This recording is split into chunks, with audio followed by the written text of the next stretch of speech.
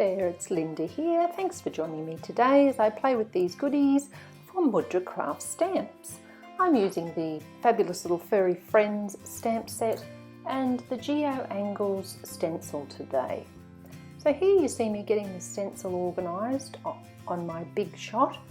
I've got the very base layer of my Big Shot, the one that you use when you're embossing. So I've opened up the other tabs, and as you can see, I'm making my sandwich there, laying it all down in order and taping the stencil in place. That's just a little bit of scrap card you saw me lay on the end there, 2 sheets thickness of that, just as an extra shim to add a bit more pressure. And there you can see the embossed result from the stencil. It's just a nice subtle result there that looks really good in real life. Now this little die is from MFT and it's an interactive window die. I held it up to show you that it cuts on 3 sides and leaves you with a hinge on the 4th side so that it then opens up like a little window. So as you can see, I've cut my first little window from my card front, and I'll be doing that a second and then a third time for my interactive card today. This fits in with the Mudra challenge for the month of July to make an interactive card.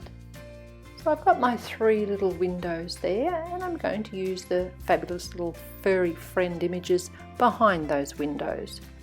So I'm grabbing out my stamp set. On the front I'm going to stamp the words "You are a."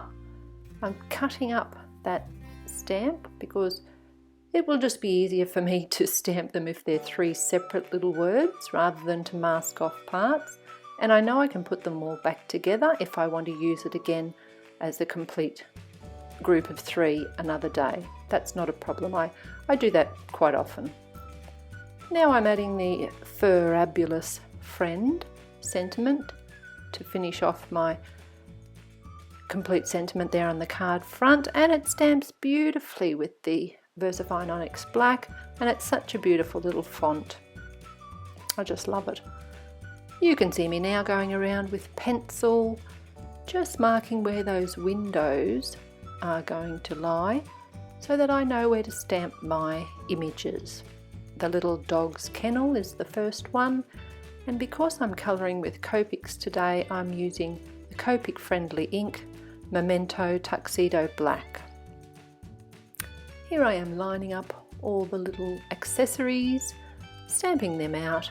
Needed a second stamping because I missed a little bit, and then wiping off, popping them away and finishing off with the little dog. Now he's going to be too big for the window. That's fine, I'll just grab my post-it notes. These are full adhesive post-it notes. You could use the Mudra masking paper to do the same thing. Mask off that area there, and then my little dog will only end up in the window section of my card, which is just what I want. Right, some nice quick Copic colouring. Of course this is sped up a bit for you. It's all very simple, nothing too difficult today. Anyone can do it, I promise. And just adding those 2 colours there for the dog's kennel, and then a 3rd darker shade for the little roof.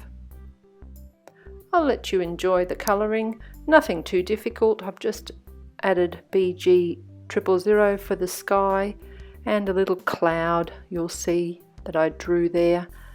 Bit hard to see, but it is there up above the kennel. And you'll see me adding grass, just some flicks of grass in 2 different colours of green, and I continue on colouring the images in the 3 different windows.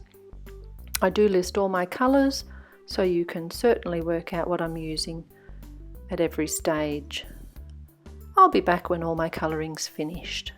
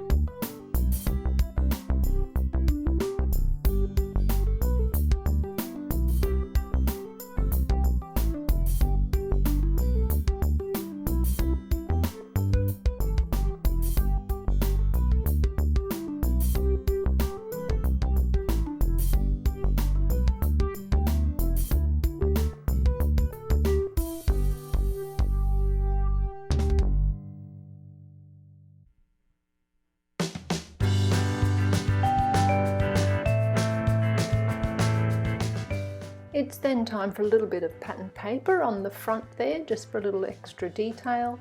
And then using my tape runner, I can adhere my window section above and onto the front of my card. I will have to stick a piece of card inside, as I'll show you now, because you can see the Copic colouring inside, but that's fine. And I've added some little Kaisercraft pearls. They are self-adhesive and they just have a little bit of stickiness. Not too much, but just enough to hold those windows shut when you want them to.